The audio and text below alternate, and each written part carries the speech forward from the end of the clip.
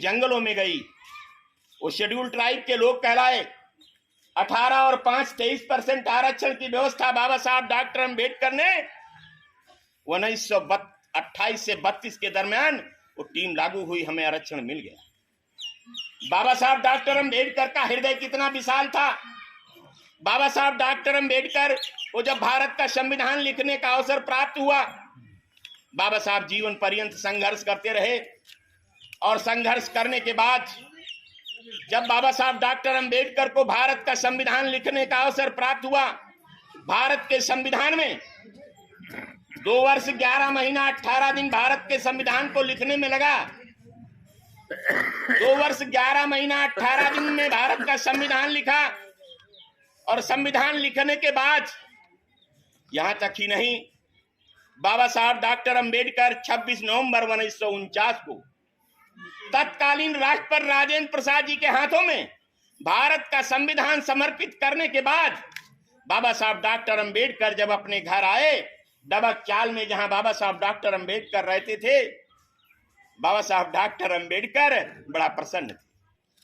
लोगों ने कहा, बाबा साहब आज बहुत प्रसन्न दिख रहे हैं। किसी ने प्रश्न किया, बहुत लोग बैठे थे, किसी ने प्रश्न किया, बाबा साहब आज बहुत प्रसन्न दिख रहे हो। बाबा साहब ने कहा, हाँ, जिस तालाब के पानी को ये अनुसूचित जात के लोग जिन्हें शूद्र कहते हैं, ये पानी नहीं पी सकते थे।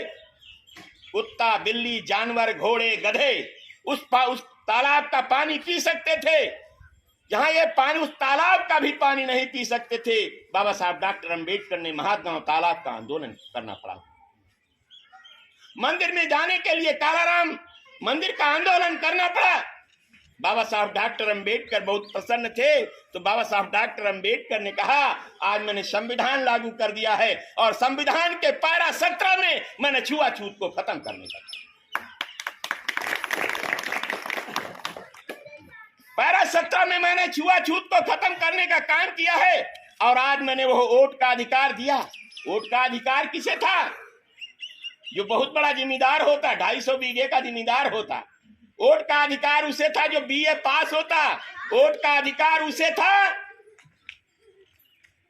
जो इनकम टैक्स भरता होता। हमारे लोग तो ऐसे वंचित रह गए। बाबा साहब डॉक्टर अम्बेडकर ने कहा, वोट का अधिकार राउंड टेबल कॉन्फ्रेंस लंदन में बाबा साहब डॉक्टर अम्बेडकर ने कहा, वोट का अधिकार उसे होना चाहिए जो बच्चा जन्म लेता है 18 से 21 वर्ष की अवस्था में, उसे वोट का अधिकार होना चाहिए। तो लोगों ने कहा, आपके लोग पढ़े लिखे नहीं हैं, वोट कैसे डालेंगे? बाबा साहब डॉक्टर अम्बेडकर ने कहा, इन्हें चिन्ह दीजिए, ये चिन्ह देख करके वोट डालने का काम करेंगे। जो अनपढ़ लोग हैं, चिन्ह देख करके वोट डालने का काम करेंगे। 17 सितंबर 1932 को हमें वोट का अधिकार मिला। वोट के अधिकार के लिए बाबा साहब डॉक्टर अम्बेडकर को कितना संघर्ष करना पड़ा। बाबा साहब ने हमें वोट का अधिकार मिला।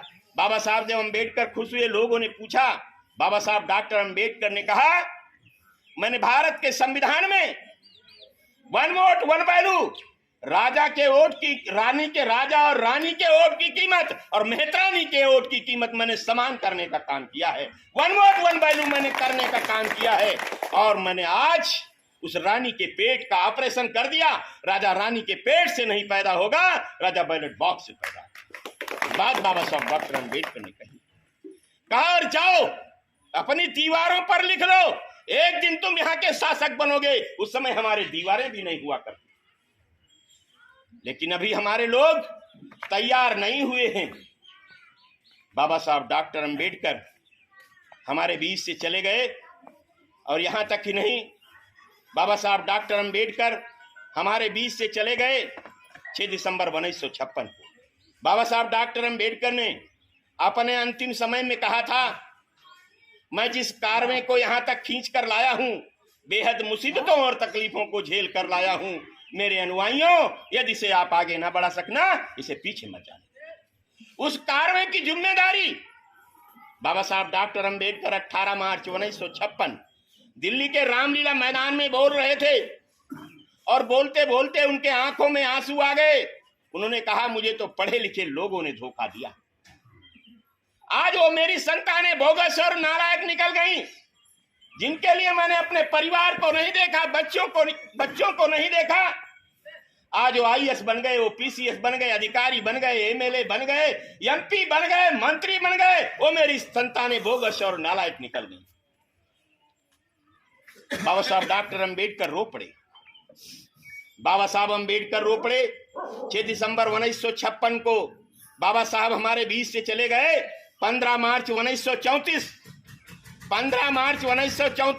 पंजाब की धरती पर मानवर कांसीराम साहब का जन्म हुआ और मानवर कांसीराम साहब ने बाबा साहब के उस अधूरे सपने को पूरा करने के लिए फर्स्ट क्लास की सर्विस में नौकरी करते थे। साहब कांसीराम 1967 में साहब कांसीराम ने नौकरी को छोड़ दिया और 12,000 किलोमीटर साइकिल चलाई।